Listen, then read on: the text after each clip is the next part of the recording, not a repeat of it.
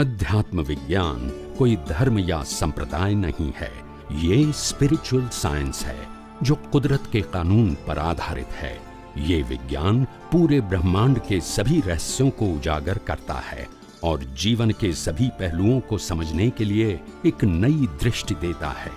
इसी को art of vision कहते हैं, दुनिया को देखने की एक नई दृष्टि, जो अध्यात्म विज्ञानी परम पूज्य स्वामी श्री कमलेशानंद जी के निर्देशन में सनातन सत्य का अनुसंधान कर हमारे जीवन को प्रकाशित करे।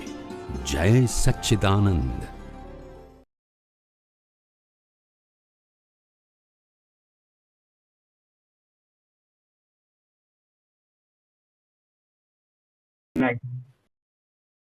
એટલે એમની વાત સાંભળવી ગમે પણ ડાયજેસ્ટ થાય ખ્યાલ આવ્યો કે નહીં? એક વાત ડાયજેસ્ટ કરવા માટે જે આ પરદ્રવ્યોને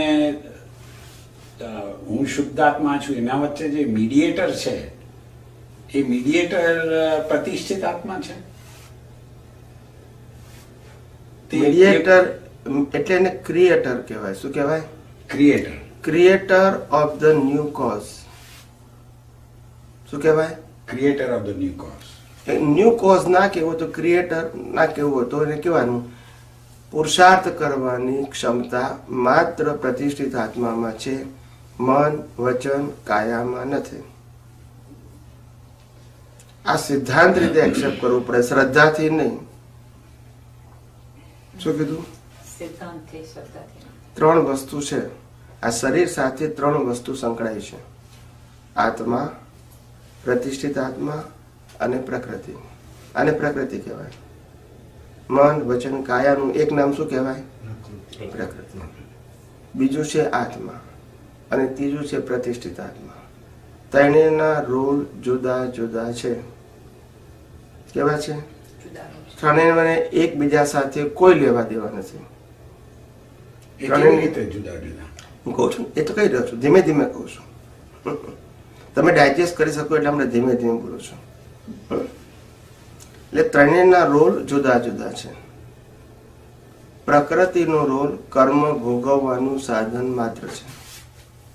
હવે આ બધી વસ્તુઓ ધ્યાનથી સાંભળજો, હું સિદ્ધાંત બોલું છું. આ સિદ્ધાંત જો તમને પકડાઈ જશે તો પછી આ સિદ્ધાંતને આધારે હજારો પ્રશ્નના જવાબ તમને ઘેર બેઠા મળી જશે, પણ તમે પૂછશો નહીં મને.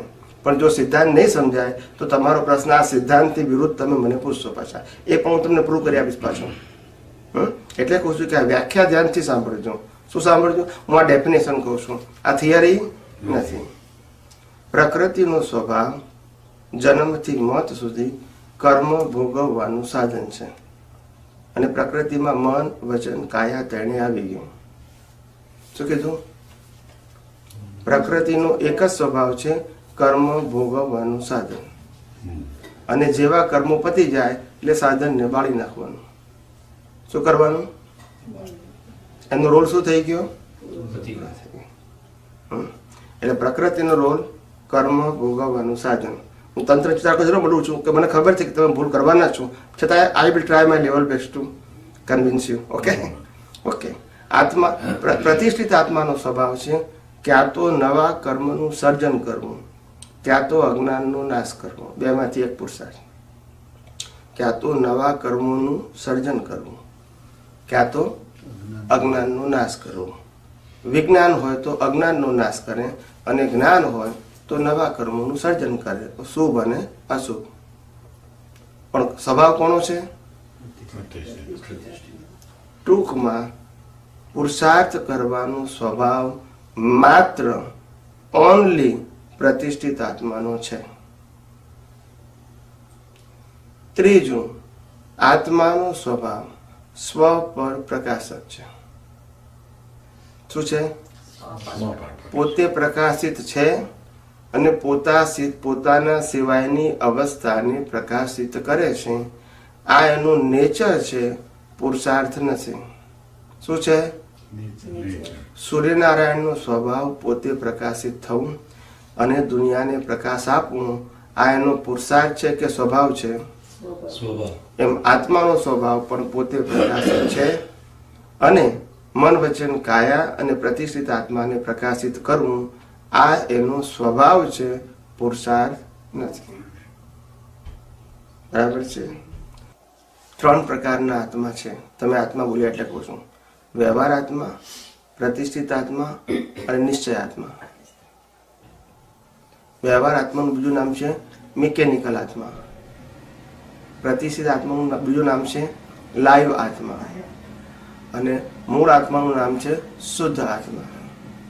અમે તમને 2 પ્રકારના નામો ગણી નાખ્યા.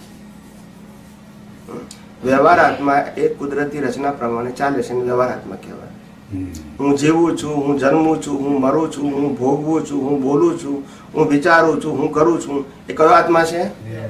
વ્યવહાર આત્મા. પણ વ્યવહાર આત્માનું બીજું નામ છે ડિસ્ચાર્જ આત્મા. કયો? ડિસ્ચાર્જ અથવા તો મિકેનિકલ. હવે કે છે કે પ્રતિષ્ઠિત આત્મા શું કરવા માંગે છે?